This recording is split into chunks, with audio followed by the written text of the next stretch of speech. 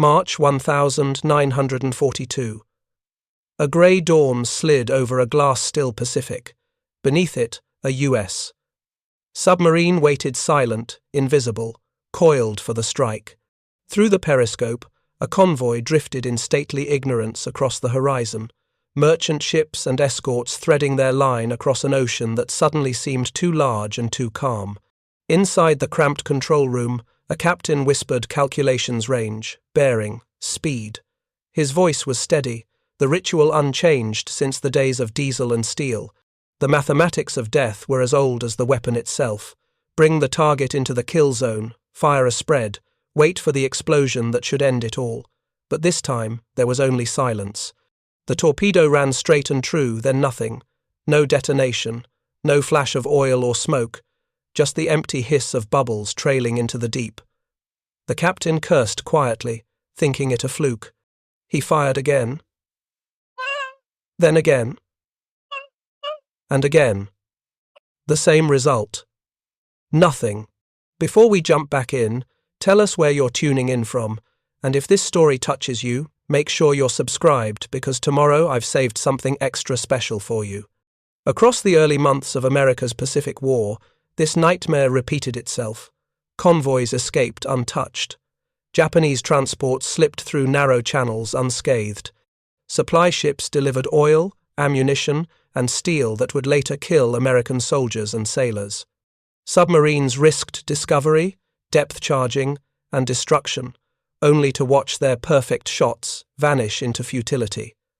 The cause was not cowardice, nor miscalculation, nor bad luck. It was the Mark 14 torpedo, the U.S. Navy's most advanced undersea weapon, a marvel of 1,930 seconds design theory that, in practice, was a $10,000 dud. The Mark 14 had been built to outthink the ocean.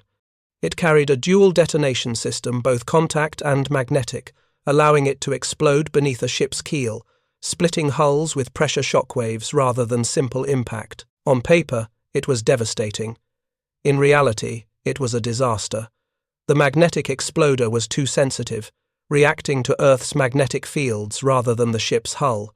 The contact detonator failed at oblique angles, collapsing on impact instead of igniting. The depth-keeping mechanism, designed in peacetime and never tested in combat conditions, ran 10 to 15 feet deeper than its setting. So, when submariners dialed in a perfect depth for a torpedo to skim just beneath an enemy hull, it often passed harmlessly below, exploding in empty water or not at all. From the decks of the USS Sea Dragon, Tambor, and Tautog, the story was the same. Premature detonation, one report read. Failure to explode, another. Dozens of patrols returned with identical tales. Yet the Bureau of Ordnance in Washington, the designers, the scientists, the gatekeepers, insisted the weapon worked. The problem, they said, is in the men, not the machine. It was a convenient fiction. In the logic of bureaucracy, equipment was infallible. Data from the field was anecdotal. Submarine captains, they argued, were panicked or incompetent, and so the testing orders never came, the redesigns never authorized. The fleet fought on with broken weapons while headquarters clung to pride. The psychological toll was corrosive. Submariners, trapped for weeks beneath the sea, could hear their own doubts as loudly as the enemy's sonar pings. Some began opening their torpedoes by hand, disassembling exploders to see what lay within. They found misaligned triggers, corroded wires, and depth regulators designed for calm Atlantic waters, not the hot, high-salinity seas of the Pacific. By mid-1942, frustration turned to rebellion. Commanders like Charles Swede, Mommsen, and Dudley Mush Morton began to defy orders. They tested torpedoes themselves, firing into cliffs, coral reefs, and target hulks, and gathered the data the Bureau refused to collect. Their findings confirmed what crews had suspected for months. The Mark 14 ran deep, detonated early, and often failed completely. It was a revelation born of desperation. The men at sea had done what the laboratories on land had not. They had proven the weapon was flawed. But proof alone was not enough. To fix the torpedo, They needed the system itself to change. And that, in wartime Washington, was the hardest battle of all. The Mark 14 story is not simply one of engineering failure. It is the anatomy of innovation under pressure, the collision between science, pride, and the unforgiving arithmetic of war. The Torpedoes' rebirth would not come from a single genius, but from a network of stubborn officers and engineers who refused to accept the convenient lie. They tore open bureaucracy with wrench and micrometer, forcing the weapon's evolution through sheer necessity. By 1943, their defiance began to bear fruit. The magnetic exploder was disabled. The contact detonator was redesigned. Depth settings were recalibrated. The first patrols using the corrected Mark 14 returned with staggering results. Japanese freighters shattered in minutes, destroyers lifted from the sea by invisible hands. For the first time, American submariners had a weapon that matched their skill and their anger. In less than 2 years, the U.S. submarine force sank more than 500 enemy ships, crippling Japan's merchant fleet and starving its war machine. The once silent weapon had found its voice, but its victory was not born from triumph. It was born from humiliation, from failure, and from the courage of those who refused to accept both. This is the story of the Mark 14 torpedo, from silence to thunder, from broken promise to the most lethal instrument of undersea warfare in the Pacific. A story not of invention, but of correction, and how the quiet persistence of engineers and captains turned defeat into one of the most devastating turnarounds in naval history. Between the world wars, navies prepared for an age of faster ships, heavier armor, and air power that could contest the seas. Torpedoes were already an old idea, but their role was being reinvented. An underwater projectile could, if properly delivered, do what guns and bombs could not strike beneath armor where ships were weakest. The U.S. Navy's Mark 14 torpedo was conceived against that intellectual backdrop, a weapon intended to give submarines a long reach, high speed, and a lethality that relied on physics rather than sheer explosive mass. The Mark 14 did not arrive from nowhere. It was the product of decades of incremental torpedo development, improvements to guidance, gyros, better propulsive systems, more stable hull forms, and larger warheads. But it also carried 2 innovations that were intended to be transformative and which would prove equally capable of transforming the weapon into a liability when theory met the sea. The first innovation was the contact exploder, or contact pistol. In earlier torpedoes, the firing mechanism had been a relatively simple affair. Strike the target, deform a striker, ignite a primer, and detonate the warhead. This worked when torpedoes hit square on. It performed poorly when strikes were glancing exactly the kind of impacts that modern evasive ships and angled hulls tended to produce. The Mark 14 adopted a more complex striker assembly designed to be sensitive enough to fire on impact, yet robust enough to survive the violent shock of collision. It was a delicate balance. Too sensitive, and it would misfire. Too heavy and oblique impacts would not transmit enough force to trigger detonation. The second, far bolder innovation was the magnetic influence exploder. Engineers recognized there was a strategic advantage in detonating beneath a ship's keel rather than against its side.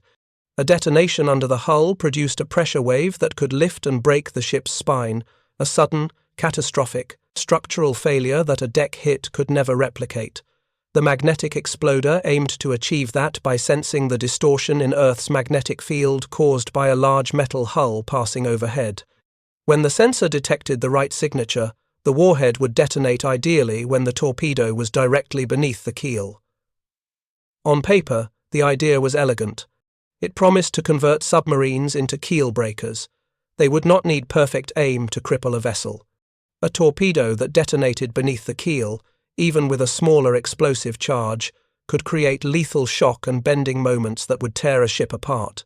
For naval strategists and designers, it was the holy grail of undersea warfare, a way to neutralize capital ships and merchantmen alike, with fewer weapons and fewer risky approaches. Yet that promise rested on fragile assumptions. The magnetic exploder's reliability required 2 unforgiving conditions: exact, repeatable sensitivity to local magnetic anomalies, and precise, predictable depth control from the torpedo itself. If the sensitivity were set incorrectly, the mechanism would detonate too soon in the empty water ahead of the target, or not at all. If the depth control were off, the torpedo might run beneath the zone where the hull's magnetic signature was detectable, or conversely, strike the hull in a place the influence sensor couldn't distinguish from background. Either error could render the system useless, or worse, dangerous to the launching submarine. Those engineering constraints were not merely theoretical. They mapped directly onto the manufacturing realities of the 1,930 seconds. Torpedo components required tight tolerances, precisely machined hydrostatic valves for depth sensing, finely calibrated gyros for directional stability, and sensitive magnetometers for the influence exploder. In an era when mass production techniques were evolving but not yet perfected for such complex electromechanical assemblies, small deviations in parts could produce large errors in behavior at sea. A spring that was a few thousandths of an inch too soft, a pivot pin with a hair more play than design allowed, a solder joint with a marginal cold weld, any of these minor manufacturing flaws could cascade into operational failure when the torpedo was launched at high speed into salt water.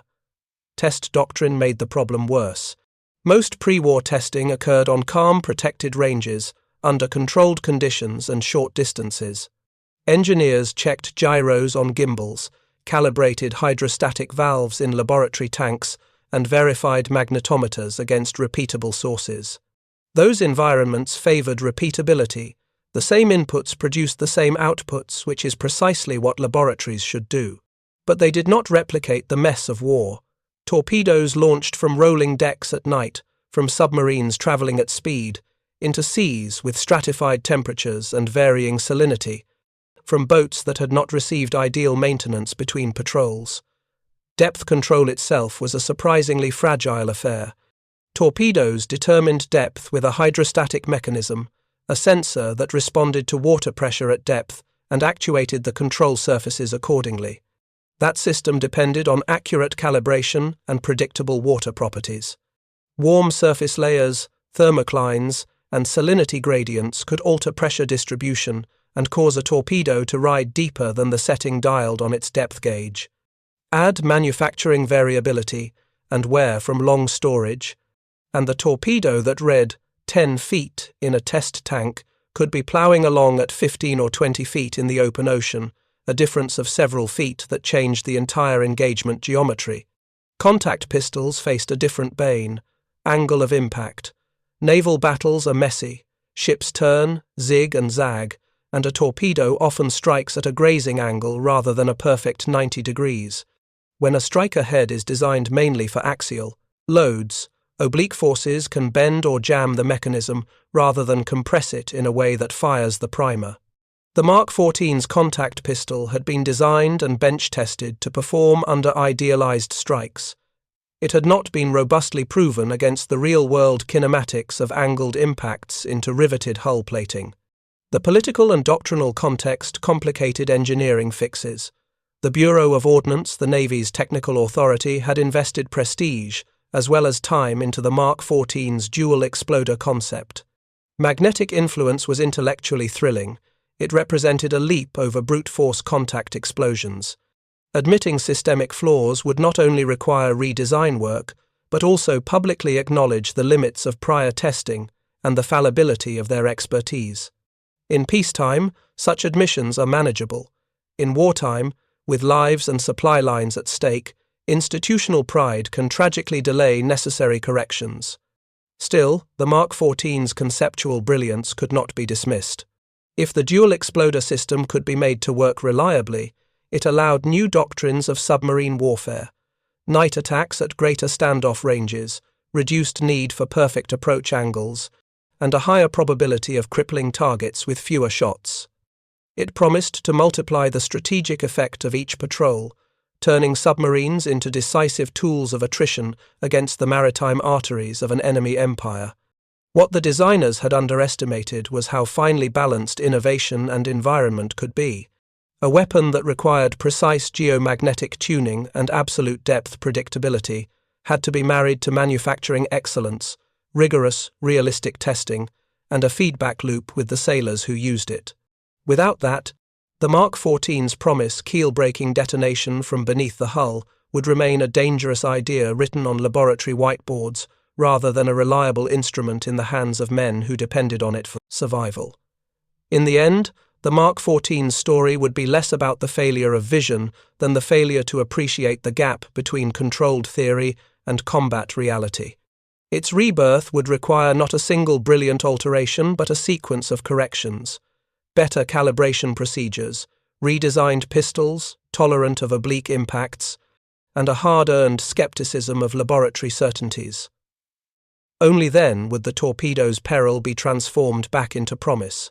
When war came to the Pacific, the Mark 14 torpedo went to sea, wrapped in confidence and in illusion. Years of laboratory tests and controlled range exercises had convinced the Bureau of Ordnance that their torpedo was a masterpiece of engineering, a sleek, fast, precision-guided weapon with unprecedented destructive potential. It had been tested in calm bays, fired from submarines at steady depth, in daylight, under conditions as neat as the equations that described its trajectory. Every variable was controlled. Every result appeared satisfactory. But the ocean was no laboratory, and war was no experiment. Telling and preparing this story took us a lot of time, so if you are enjoying it, subscribe to our channel. It means a lot to us. Now back to the story. By early 1942, American submarines began operating under real combat conditions: night attacks, high-speed approaches, rough seas, nervous crews, and enemies who did not sit still. Suddenly, the calm predictability of the test range gave way to the chaos of battle. Rolling seas that confused depth sensors, vibrations that shook gyro settings, hurried maintenance that compromised precision mechanisms. It did not take long for the illusion of reliability to unravel. The first reports were tentative. Commanders returning from patrols noted strange results: torpedoes that should have struck amidships passed harmlessly beneath their targets. Others detonated prematurely, producing fountains of spray far from the enemy vessel. A few struck, squarely, visibly impacting the hull, yet produced only a dull thud and no explosion. Some even detonated immediately upon leaving the tube, forcing submarines into emergency dives to avoid being destroyed by their own weapons. Initially, these complaints were dismissed as operator error. The Bureau of Ordnance insisted that its tests had proven the Mark 14 reliable. If torpedoes were missing, the problem must lie in faulty fire control, poor range estimation, or bad luck. Submarine crews were told to check their firing solutions, verify gyro angles, and trust the weapon. But the pattern continued and expanded. From the Java Sea to the Solomon Islands, from the Philippines to the Bismarck Archipelago, American submarines reported the same maddening failures. Commanders known for their precision and calm under fire sent cables filled with disbelief and anger. Torpedoes were running deeper than set. Contact pistols failed to trigger. Magnetic exploders were detonating unpredictably, sometimes miles from the target, sometimes directly under the firing submarine. The war diary entries tell the story in the language of restrained fury. Fired 3 torpedoes at close range, perfect setup, no explosions. Hit, observed, solid impact amidships, target continued undamaged. Premature detonation endangered submarine, forced immediate dive. What began as scattered anomalies coalesced into undeniable evidence. The Mark 14 was not working as designed. The first major clue came from depth tests. Submarines began experimenting by setting torpedoes to run shallow 5 or 6 feet beneath the surface and observing them from periscopes. To their astonishment, torpedoes ran visibly deeper than their settings suggested, sometimes by 10 or 15 feet. The hydrostatic depth mechanism, calibrated in laboratory tanks, was responding differently in the ocean. Variations in salinity, temperature, and pressure gradients fooled the control system. The torpedo, believing it was at the correct depth, was in fact running well below the intended track. This discovery explained why so many misses had occurred even when firing solutions were perfect. The torpedo was not missing horizontally, it was missing vertically, slipping harmlessly beneath the hulls of its targets. Against deep-draft ships, it might still pass close enough for the magnetic exploder to sense a target and detonate, but often the magnetic trigger was just as unreliable. The magnetic influence exploder, designed to sense a ship's magnetic field, proved exquisitely sensitive to local geomagnetic conditions. It had been tuned for the magnetic environment of the American test ranges, not the wildly variable fields of the Pacific. Near the equator, where magnetic lines of force were weaker and more horizontal, the sensor often failed to detect the ship at all. In higher latitudes, or near volcanic islands with strong local anomalies, it sometimes triggered prematurely. To make matters worse, the influence mechanism was temperature sensitive. The Pacific's warm surface layers changed the characteristics of the magnetic coils, further distorting readings. The result was chaos, torpedoes that exploded too early, too late, or not at all. If the magnetic exploder was unreliable, the contact pistol was no salvation. The mechanism that was supposed to fire on impact was vulnerable to the very shock it was designed to survive. When a torpedo hit at an oblique angle, as often happened when attacking maneuvering ships, the firing pin assembly flexed, bending its guide rails and jamming the striker before it could hit the detonator. Instead of a chain reaction of explosive energy, there was silence, the torpedo bouncing off or embedding itself harmlessly in the hull. Photographic evidence confirmed the nightmare. Submarines that managed to surface after battles reported enemy ships with massive dents in their hulls, paint scraped away, sometimes even fragments of torpedo nose cones lodged in plating, but the ships had survived. Intelligence intercepts described Japanese ships that reported duds or missed explosions. The enemy, baffled but grateful, nicknamed the American torpedo, the fish that doesn't bite. By mid-1942, the problem was undeniable, yet inside the Bureau of Ordnance, institutional inertia reigned. Senior engineers cited pre-war test data as proof of reliability. They blamed inexperienced submarine crews, hasty maintenance, and combat stress. Orders went out emphasizing fire control discipline rather than mechanical review. Commanders were instructed to continue using magnetic exploders, the very component many already distrusted because disabling it would waste the torpedo's advanced potential. In the Pacific, that bureaucratic arrogance translated to lethal frustration. Submarines risked their lives to attack convoys, exposing themselves to depth charges and aircraft, only to see their weapons fail again and again. Morale suffered. Captains fumed. Some filed official protests. Others quietly modified their torpedoes in defiance of orders. In a few daring instances, crews physically disabled the magnetic exploder by removing or shorting its coils, effectively reverting the Mark 14 to a simple contact-only weapon. Even so, failures persisted due to the flawed contact pistol design. The psychological toll on the crews was profound. Submariners lived and fought in isolation, relying on stealth and precision. Every attack was a life-and-death gamble, a duel between hunter and hunted. When a perfect setup produced a dud, the frustration was unbearable. Men risked being crushed by depth charges or suffocated in silence below the waves, only to have their effort nullified by a defective detonator. By late 1942, enough data had accumulated to force reluctant reconsideration. Fleet commanders began compiling comprehensive reports of torpedo performance, correlating failure patterns across different boats and theaters. The picture was unmistakable. The Mark 14 had systemic flaws. Its depth control mechanism caused consistent underruns. Its magnetic exploder was unreliable across most of the Pacific. Its contact pistol could not withstand angled impacts. Each of these problems, in isolation, might have been manageable. Together, they formed a triad of failure that crippled the Navy's primary undersea weapon. Submarine captains were effectively fighting with wooden swords, risking everything for weapons that could not be trusted. Still, the bureaucracy clung to its faith in data that no longer matched reality. Engineers insisted the weapon was within design tolerances. Commanders in the field, faced with the brutal arithmetic of missed kills and lost opportunities, began to realize the truth. Laboratory perfection meant nothing without battlefield proof. The Mark 14's reputation was collapsing, but out of that failure would come one of the Navy's most stubborn and transformative episodes, a struggle between field experience and institutional denial that would ultimately reshape American undersea warfare. For the moment, though, submariners fought their war with a silent weapon, one whose deadliest flaw was not its mechanism, but the pride that refused to admit it was broken. Picture the scene. It's 0200 hours in the Western Pacific. The sea lies calm and black, a mirror of the night sky.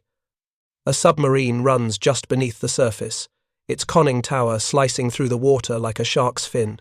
Inside, red lamps glow dimly over tense faces. The air smells of oil, sweat, and anticipation. Through the periscope, a freighter's silhouette looms faint against the horizon, a target fat with supplies for the enemy's war machine. The skipper, calm but keyed to the edge of human focus, calculates range and bearing, measures the angle on the bow, checks the gyro settings. He murmurs commands that his crew executes with ritual precision. Open outer doors. Set depth 10 feet. Fire 1, fire 2, fire 3. A hiss, a whoosh, and then the heavy silence of expectation. Every man aboard knows the rhythm. Count the seconds. Imagine the torpedoes slicing through the dark toward their prey.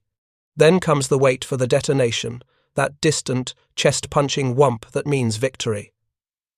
But nothing happens. Seconds stretch into half a minute, 2. Then perhaps a faint flash near the target, or a plume of spray that looks promising before fading into nothing. The ship sails on. No fire, no breaking spine, no sinking. The captain lowers the periscope slowly. The room is quiet. He doesn't curse yet. He doesn't have to. The silence speaks for him. This was the agony of the early Pacific War, not from fear of the enemy, but from betrayal by their own weapons. In theory, every submarine attack was a masterpiece of geometry and nerve. Success depended on invisible math: speed, bearing, deflection, range. To execute a perfect shot was to align instinct, training, and timing, and to risk everything doing it. Yet, when the torpedo failed, all that mastery became meaningless. Captains who had been trained to trust their instruments began to doubt everything. Was the range off? The target speed misjudged? The gyro error greater than expected? They recalculated, fired again only to watch another series of duds streak harmlessly away. At first, many refused to believe the torpedo could be at fault. These were disciplined officers, products of a Navy culture that revered precision engineering. If the weapon failed, it had to be their error. But as the pattern repeated in different boats, under different captains, in different seas, the truth became undeniable. The torpedoes were defective, and the system that built and certified them refused to listen. Submarine crews were tight-knit, self-reliant teams. Every man's life depended on the competence of every other. When a torpedo failed to explode, the failure wasn't abstract, it was personal. Men who had risked death to execute an attack watched their effort dissolve into futility. Chief torpedomen, the grey-haired veterans of the torpedo room, were the first to voice suspicion. They maintained the fish daily, greased the mechanisms, tested circuits. They could feel when something was wrong the weight of a warhead that didn't sit right, the faint, irregular hum of the gyro.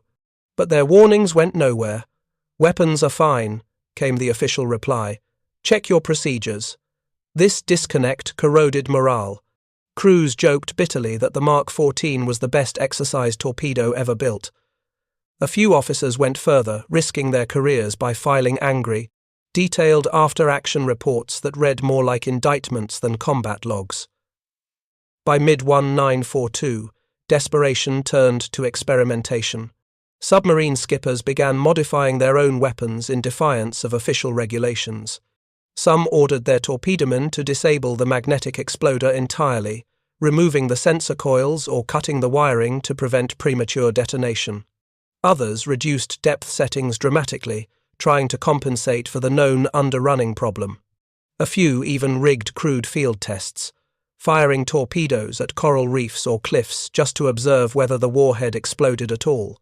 In one famous case, a submarine crew in Fremantle, Australia, removed a warhead and fired the torpedo as a dummy against a rock face. The result was shocking. The impact piston crumpled on contact, unable to trigger detonation. The men stared at the mangled nose in disbelief. It wasn't combat stress. It wasn't bad aim. It was bad design. But for every captain who dared to test or tinker, there were others trapped by bureaucracy.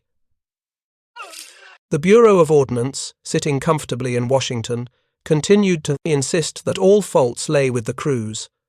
Their test data, collected in peacetime under ideal conditions, proved the weapon worked. And so the reports of failure from the field were labeled exaggerations or combat-induced misinterpretations. For the men in the Pacific, this was infuriating. Each failed torpedo meant an enemy ship that survived and an American crew that might not. Out of that frustration rose a handful of men who refused to stay silent. Chief among them was Captain Charles Swede Momsen, an inventive officer already famous for developing the submarine escape lung that bore his name. Momsen had a reputation for challenging authority, and he became one of the first senior officers to take submarine crews' complaints seriously. He gathered reports, interviewed skippers, and conducted his own field tests. What he found confirmed the worst suspicions. The torpedoes were running deep, the magnetic exploders were hypersensitive, and the contact pistols were prone to jamming. Momsen's advocacy made him enemies in the Bureau of Ordnance, which viewed his efforts as insubordination. But among submarine crews, he became a quiet hero, a man who not only listened but acted. Other officers followed his lead. Rear Admiral Charles Lockwood, later commander of the Pacific Submarine Force, began collecting evidence of torpedo failures. His message traffic crackled with frustration. "If the Bureau of Ordnance can't provide us a torpedo that works," he wrote, "then for God's sake, get the Bureau of Ships to build us one that does." As 1,942 dragged into 1,943, the psychological toll on submarine crews reached a breaking point. Men who had trained their whole careers for combat were being asked to fight a war with defective weapons. Missions failed. Enemy convoys slipped through. Submarines were sunk during counterattacks that would never have happened if the first shots had worked. One skipper likened it to fighting a gun, a duel where your bullets turn to sand in mid-air. Inside the cramped steel confines of a submarine, that kind of frustration could eat at a man's soul. Officers grew curt, tempers short. Trust, that sacred thread that bound a submarine crew together, began to fray. Even worse was the knowledge that the Bureau of Ordnance continued to deny the problem. Reports were buried in paperwork. Commanders who pushed too hard risked being labeled troublemakers. For many, the fight for a working weapon became a parallel war, one fought not against the Japanese Navy, but against their own chain of command. The tragedy of the Mark 14 wasn't only mechanical, it was institutional. The Navy had built a weapon meant to embody technical perfection, then wrapped it in bureaucratic pride so thick that no one dared question it. Admitting failure meant admitting that years of testing, millions of dollars, and the faith of the fleet had been misplaced. So the men at sea kept fighting and kept dying, while the men ashore kept insisting that everything was fine. By late 1943, the tension between the front lines and Washington had reached its limit. Too many failures, too many lost opportunities. The submarine force, the one branch of the Navy operating deep behind enemy lines, had lost confidence in its own weapons. And in war, that kind of doubt is fatal. But the stubbornness of men like Momsen and Lockwood would soon force the issue into the open. They would prove beyond argument that the Mark 14 was flawed, and in doing so, they would spark one of the most important technological reckonings in American naval history. For now, though, in those dark, sweat-slicked conning towers, the men waited listening for explosions that never came, and wondering how many more times they would risk their lives for a weapon that refused to fight with them. Fixing a weapon begins with understanding the physics that govern it. The Mark 14's failures were not mystical. They were mechanical, precise, predictable, and tragically avoidable once properly diagnosed. First, depth control. The torpedo relied on a hydrostatic valve and control surfaces to hold a set depth. In practice, manufacturing tolerances, calibration drift, and real ocean conditions, thermoclines, salinity gradients, and variable pressure combined to make the torpedo run several feet deeper than cocked. 3 to 5 feet mattered. A torpedo that rode below its intended band would pass harmlessly beneath a target instead of exploding against the hull, where damage would be catastrophic. Small errors in the hydrostatic mechanism and unaccounted for environmental variables turned laboratory numbers into battlefield failure. Second, the contact pistol. On a perfect perpendicular impact, the pistol's striker could initiate detonation. War rarely delivers perfection. Most strikes were oblique, with glancing angles that bent or jammed the striker assembly. The delicate firing pin geometry in the Mark 14 was not robust to these shear forces. Instead of transferring impact to the primer, the mechanism deformed, and the warhead remained inert. A torpedo could embed in plating or glance off, leaving dents and frustration but no explosion. Third, the magnetic influence exploder. Designed to sense a ship's magnetic signature and detonate beneath the keel, it required exact tuning to local geomagnetic conditions and consistent depth control. Specific magnetic fields, local anomalies, and temperature-dependent behavior of coils upset its sensitivity. The result was unpredictable: premature detonations in empty water, fails to trigger under targets, or catastrophic activation beneath the firing submarine. Alone, each issue might have been corrected. Together they formed a lethal trifecta: underruns, dud contact strikes, and errant magnetic blasts. The Mark 14 was not merely flawed in detail, it suffered from interacting failure modes that compounded into systemic underperformance, turning an advanced weapon into a strategic liability until field science and redesign reconciled theory with the savage complexity of the sea. Military institutions have cultures, practices, and incentives.